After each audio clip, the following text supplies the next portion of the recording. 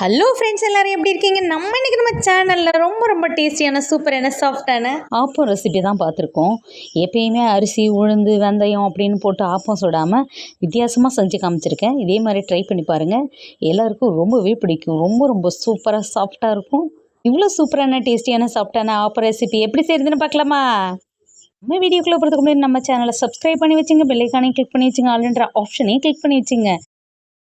செய்கிறதுக்கு அரை கப்பு பச்சரிசி, அரை கப்பு புழுங்கல் அரிசி போட்டு 3 மணி நேரம் ஊற வச்சுருக்கேன். இட்லிக்கு போடுற புழுங்கல் அரிசி அரை கப்பு, நம்ம பொங்கல் போடுற பச்சரிசியில் ஒரு அரை கப்பு, 2 கலந்து 1 கப்பு அரிசி போட்டு நல்லா அலசிட்டு 3 மணி நேரம் ஊற வச்சு எடுத்திருக்கேன்.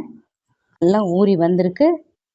மறுபடியும் அலசிட்டு மிக்ஸி ஜாரில் மாற்றிக்கலாம். பெரிய ஜாராக எடுத்துருக்கிறதுனால எல்லா அரிசியுமே இதில் போட்டுடுறேன். நிறையா போட்டிங்கன்னா கிரைண்டரில் போட்டு அரைச்சிக்கங்க. இப்போ எல்லா அரிசியும் உள்ளே சேர்த்தாச்சு. இப்போ நம்ம 1 கப் அரிசி எடுத்திருக்கோம். அதுக்கு அரை கப்பு சாதம் போட்டுக்கணும். சாதம் அப்படியே நல்லா அமுக்கி விட்டெல்லாம் எடுக்கக்கூடாது. அளவு சாதத்தை ஊற்றி விட்டு அரை கப்பு போட்டு எடுத்துக்கணும். அமுக்கி விட்டெல்லாம் அளக்காதீங்க, அப்போ நல்லா இருக்காது. சாதம் அளவு கூட போணுச்சுன்னா உங்களுக்கு வழுக்குன்னு இருக்குன்னு சொல்லுவாங்கல்ல, அந்த மாதிரி இருக்கும். நல்லா அழகாக புசுன்னு சாஃப்டாக வராது. இப்போ இது கூடவே ஒரு அரை கப் தேங்காய் துருவல் சேர்த்துக்கலாம். தேவையான அளவு உப்பு சேர்த்துக்கலாம். தேவையான அளவு உப்பு சேர்த்துட்டு நல்லா அரைச்சி எடுத்துக்கலாம். ஒரு 100 ml தண்ணி சேர்த்து நல்லா நைஸாக அடித்து எடுத்துக்கலாம். இந்த பாருங்க, இந்த மாதிரி அரைச்சி எடுத்ததுக்கு பிறகு நம்ம இதை ஒரு பவுலில் மாற்றிக்கலாம். இதை ஒரு பாத்திரத்தில் மாற்றிட்டு நல்லா நம்ம இட்லி மாவு கரைக்கிற மாதிரி கரைச்சி வச்சிடணும். நம்ம உப்பெல்லாம் போட்டுட்டோம். நம்ம இட்லி மாவு போட்டு கரைப்போம்.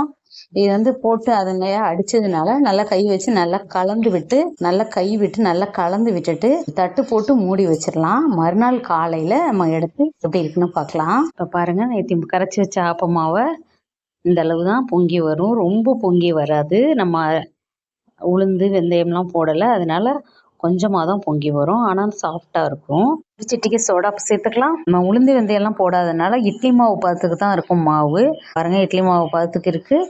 அதனால நம்ம கொஞ்சம் தண்ணி விட்டு நல்லா கலந்துக்கணும். தோசை மாவை விட கொஞ்சம் தண்ணியாக கலந்து வச்சுக்கணும். இப்போ நல்லா தண்ணியாக கரைச்சி எடுத்துகிட்டு வந்தாச்சு. இப்போ ஆப்பம் ஊற்றிக்கலாம்.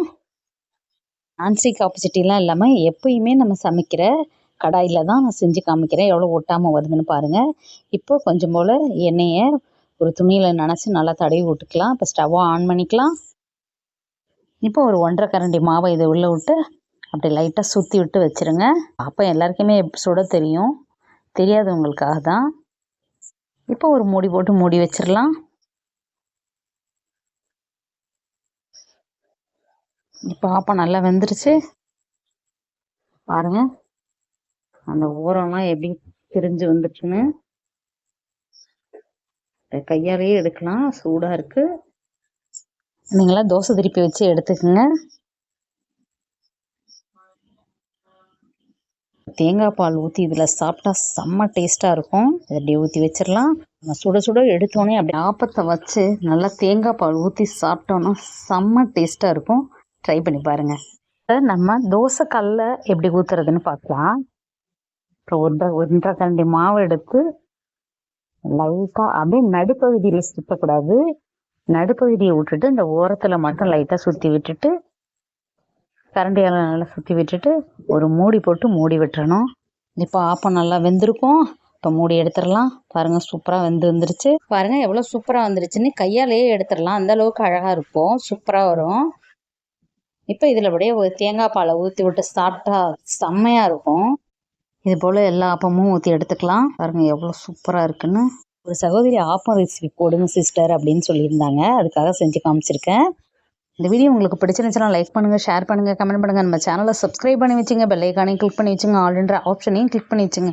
அப்போ தான் நம்ம அடுத்தடுத்து போடுற வீடியோ உடனுக்குடனே உங்களை வந்து சேரும். நம்ம வியூவர்ஸ் அனைவருக்கும் ரொம்ப நன்றி. நம்ம சப்ஸ்கிரைபர் அனைவருக்கும் ரொம்ப நன்றி.